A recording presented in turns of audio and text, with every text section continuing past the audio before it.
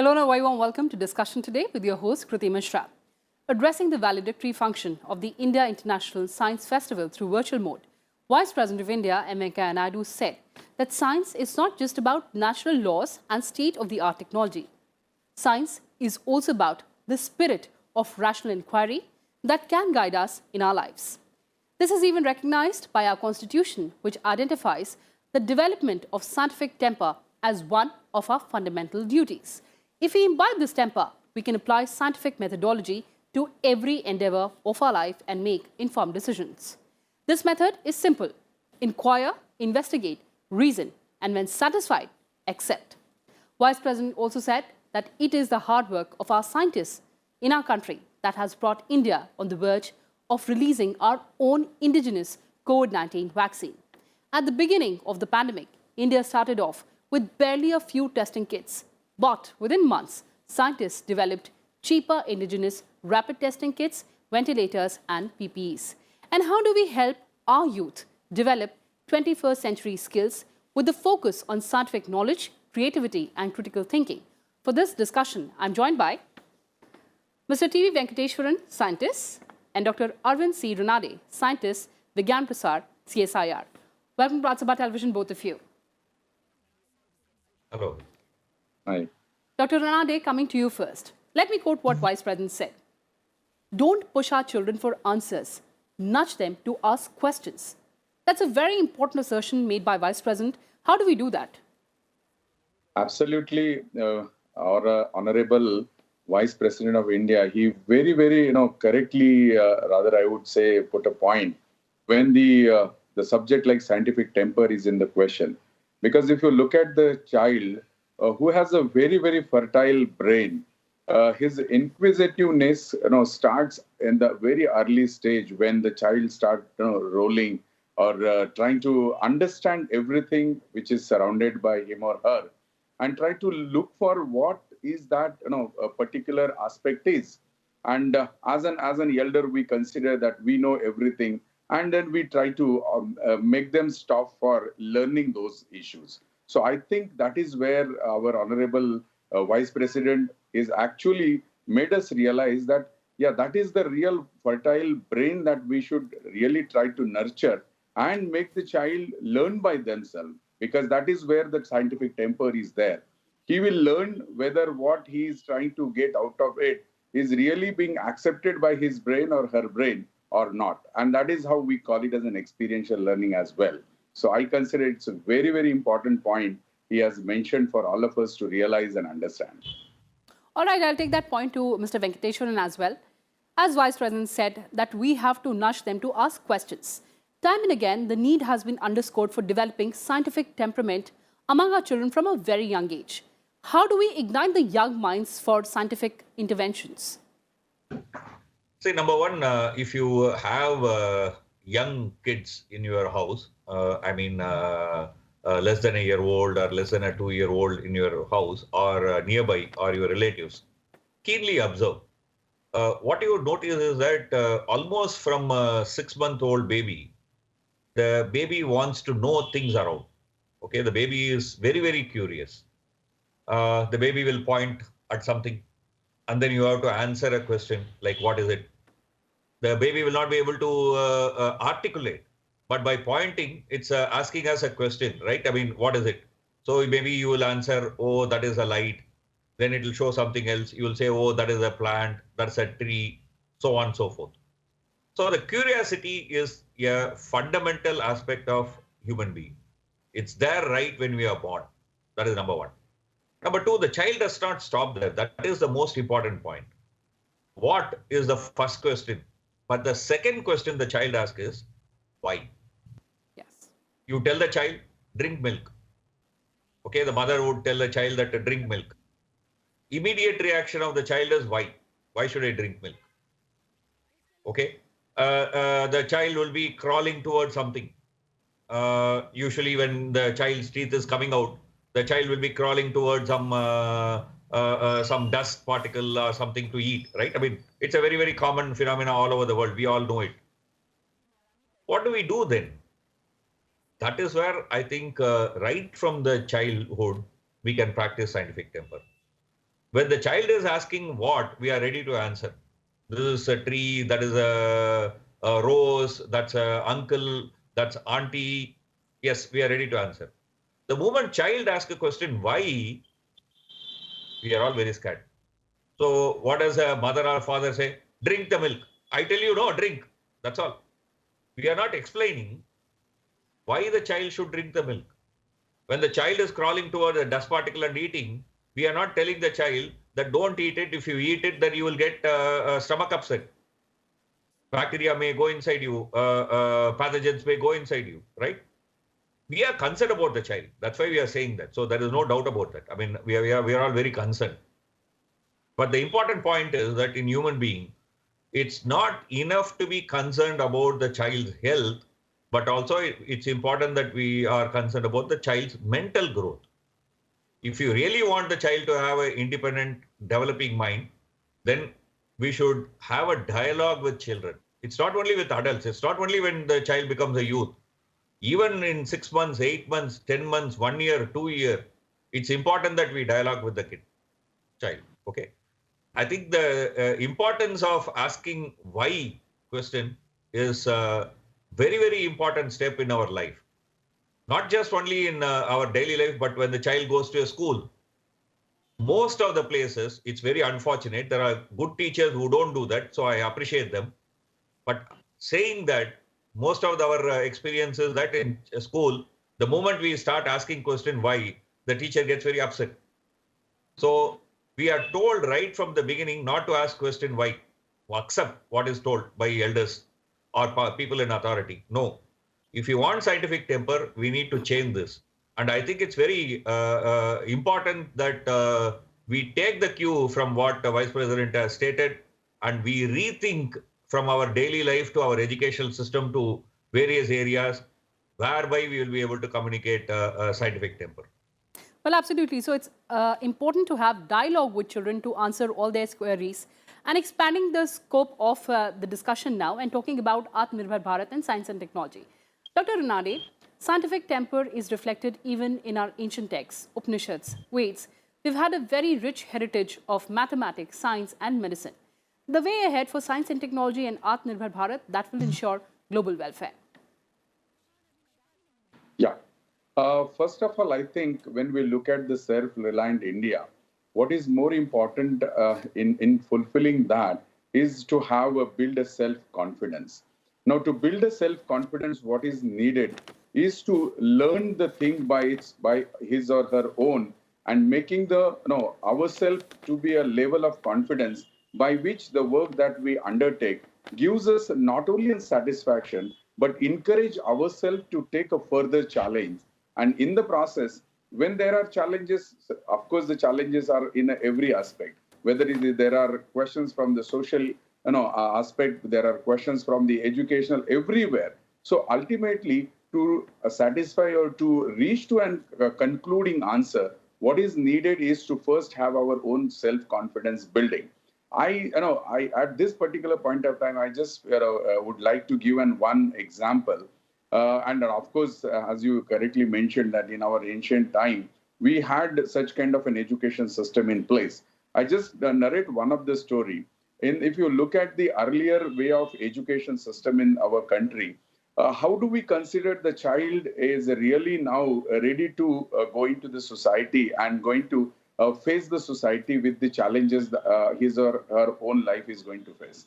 When the child used to go into, let us say, an ashrama with the rishis, rishis will allow the child not after completion of, let us say, a particular degree, but when in between, when the rishis used to take the examination, they will ask the particular, let us say, the boy to go into the area or maybe in the village or in a jungle and try to find out in questions how that questions can be answered. One of the example is at one point of time the rishi was asked what you call it as a child go. In fact, he was very very confident that he said, Rishiji, I have completed my studies and let me go out of the ashram. Then Rishi said, okay, I am allowing you to go. Do one exercise. When you go to the jungle, find out any particular plant which you consider which has no value in your life. So he then, when the child went out and when he realized over a certain amount of time, and he come back and says, Rishi, I have never found any particular plant which is of no use for us. Then the Rishi says, that means you have really understood a lot of, this is what is the experiential learning. And I consider this is how the education system should be, which has a correlation with the practical aspect of the life. And that gives rise to understanding more about what we really need to have it. And of course, over the period of learning, that self-confidence building will come, provided the system in place has that kind of an opportunity to learn by itself.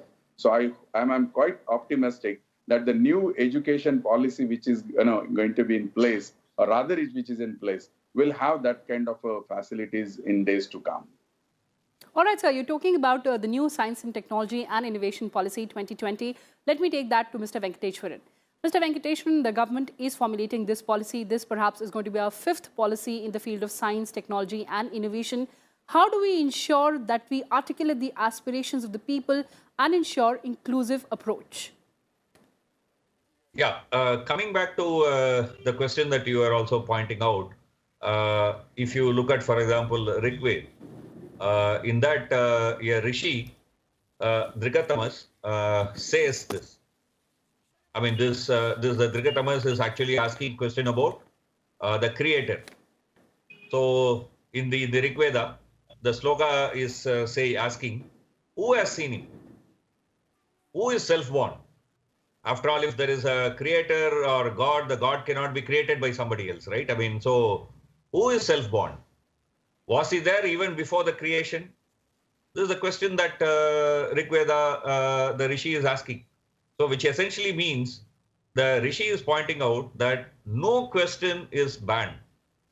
Ask everything. Find out whether you have enough evidence to accept it or not. This, I think, is a very important aspect in world tradition and Indian tradition of reasoning out and understanding world around us, and based on it, making decisions. What is called as evidence-based decision making. So one of the important aspects I think the new education policy must address is this need for evidence-based decision making. That in various aspects of life. I mean, it's very clear during this pandemic that how when new evidence comes, I mean, our practices change and need to change. And with that, I mean, we are able to save ourselves, save our society. Initially, we did not know, for example, this virus could be transmitted through airborne transmission route. But once we got that evidence, we changed tweaked our response to the virus, right? I mean, look at, for example, the genetic sequencing. Because we were able to do genetic sequencing, we are also able to monitor if the virus is making new forms. We are able to ensure that our testing kits work, new developed vaccine. Imagine that at this pace, no vaccine was developed ever in our history, human history, right? So these are all skills which are required for 21st century. 21st century, we are going to live in a era where big data is going to dominate. Artificial intelligence, machine learning are going to be important aspects. Analytics is an important skill that we require. So in a sense, if you go back, they all are interconnected to the concept of scientific temper. Question Absolutely, sir. And accept. Yes, sir. Dr. Ranade, since we're talking about the pandemic, now the world is looking at India for a cheap or effective vaccine. But talking about the post-COVID era, the role of science and technology in the post-COVID era, according to you? Yeah, I think something that we really learned out of this particular pandemic situation is actually, nowadays we talk about a new normal. And in fact, this new normal is going to be now a part of our daily life in days to come. In a way now, in fact, when we look at the just recent celebration of an IISF, which was absolutely on the virtual platform, through which, in fact, we reached to a large section of the society. However, there are certain points or certain issues which we really can make possible when we have a physical presence. But at the same time, certain issues or certain kind of an aspect that we can certainly do the justice with the virtual platform as well. So in fact, the best learning out of this pandemic is we have realized the potential of technology which is in place. And in fact, nowadays I mean, if I'm not wrong, many of the private companies have started, having this 100%, what we call it as work from home. Yes. So they have also realized that there are certain kind of an investments which are really not to be really spend the money on which, and that is something that absolutely from every aspect we have started learning about it. And I consider that this pandemic, though it was really a challenge for all of us, but it has really taught us a lot of many things. And certainly some of them are really become I would say, the advantage for all of us. And I'm sure this will continue in a years to come, by which we are really going to have a more and more scope of learning various aspects of the technology, at the same time various challenges that we can certainly make out or reach out with such kind of technologies in place. I'll take that to Mr. Venkateshwaran as well. Sir, post-COVID era and science and technology. Yeah, I think I'll take off from where my colleague Arvind Ranade left. I mean, I think there are some very important lessons that we have learned in this pandemic, which should inform our behavior, social organization, and ethos for future. One important lesson, which I think I want to point out, is that in this pandemic, if I have to remain safe, my neighbors have to remain safe. Right? Yes, sir. So if I have to remain in good health, my neighbors have to remain in good health. So the well-being of a person resides in well-being of all around us. That's, I think, a very important message that this pandemic has taught us. Of course, we knew it, but we forgot. In our race for, let's say, personal satisfaction, in the era of consumerism, that I want everything. So yes, of course, we are all human beings. We want nice stuff. There is nothing wrong in it. But in that race, I think we forgot that we can live well only if all around us people are living well. So even earlier, you pointed out an important point that how do we bring in inclusivity? How do we take everybody along? I think these are all important lessons that this pandemic has taught us. So which also essentially means that the kind of policies that we are going to shape, the policies that we roll out, needs to keep this in mind. That's, I think, a very key point that this pandemic has taught us. And I think in India, we have shown, public has shown that we can face this situation, that we are as a society capable of behaving, giving out a pro-social behavior. You would have seen stories in various media, right? I mean, neighbors helping people who are quarantined by providing them food and other materials, so on and so forth. I mean, there are also some dark stories, but life is not only dark stories, right? There are also very beautiful, bright stories from remote parts and various places. I think we have to build on that.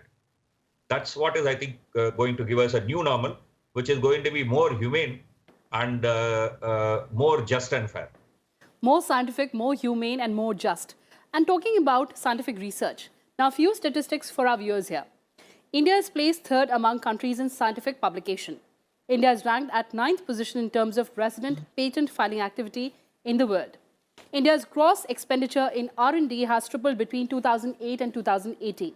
Dr. Ranade, India is becoming one of the world's powerhouse of scientific research. How do you assess the progress so far, and what are the challenges ahead? The point, the data that you shared is really gives us eye-opening. In a sense, we always consider that any kind of an investment that is going to be in education is for the future, and no doubt. And when we look at the kind of a research that we are looking for, it should have a quality, because quality and quantity has a very, I would say, a very close relations. The quantity certainly has a values which perhaps gives us an understanding the kind of areas where the people are working. At the same time, the quality becomes more essential when we are trying to make out something which is going to be what we call it a cutting edge research that is needed. When we look at the aspect of present life and the requirements of the challenges for the humanity, then I think the quality research is one of the important aspects that needs to be considered. And the way that we look forward with such kind of a new education policy in place, or the way that the challenges for 21st centuries are concerned, I think India is looking forward for the best quality education. And I consider, in fact, our Honorable Vice President also talked about the education, or rather the Indian science education in India, which is also equally important for all of us to understand and realize. And that's the only solution for coming future. Unless and until we keep a balance of quality and quantity, the real outcome will not come. And that is where the solution lies, which I consider which is the solution for the future as well. Well, that's a very important point that you made. And Mr. Venkateshwaran, before we end this conversation, science and technology and India's $5 trillion dream. Yeah, if you look at India, India is the third country to reach Mars. I mean, one of the 5 countries in the world which can launch a rocket to deep space. Yeah, one of the maybe 10 countries in the world which can build a nuclear reactor. One of the 6-7 countries which is doing advanced research in nuclear fusion. One of the, let's say, 4 or 5 countries in the world where, within quotes, what you can call as medical tourism. I mean, I don't know whether we should call it as tourism, but people from other parts of the world come for medical treatment because it's cheap, safer, and efficient. So we have capacity, and we need to expand this capacity. Our population is growing. Our needs are growing. We can become an international driver. In the recent past, the number of IITs were increased. ICES, a niche institution for scientific research, was established.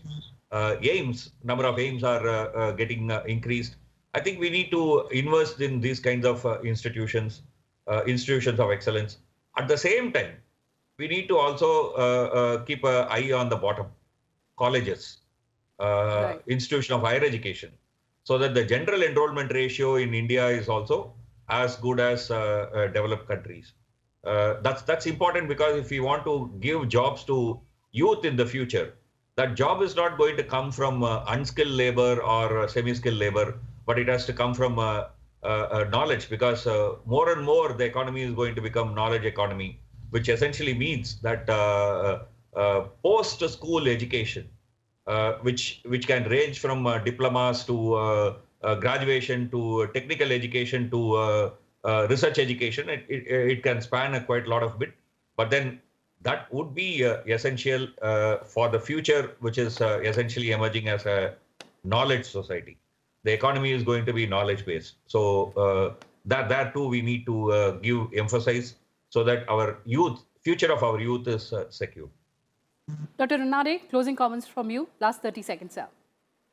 Yeah, I think the point, rather I would say the 2 points which is referred by Honorable Vice President, the science education in India, as well as building a scientific temper, which is really important for all of us to not only realize but to work on. So I think this is a message for entire fraternity of who works in the science and technology of the country. So there is massive potential. We just have to harness that potential and, of course, inculcate scientific temperament among our youth. On that note, thank you so much for joining us, gentlemen. So that's all we have for you in this edition of Discussion today. Thanks for watching and stay tuned to Rajya Sabha TV.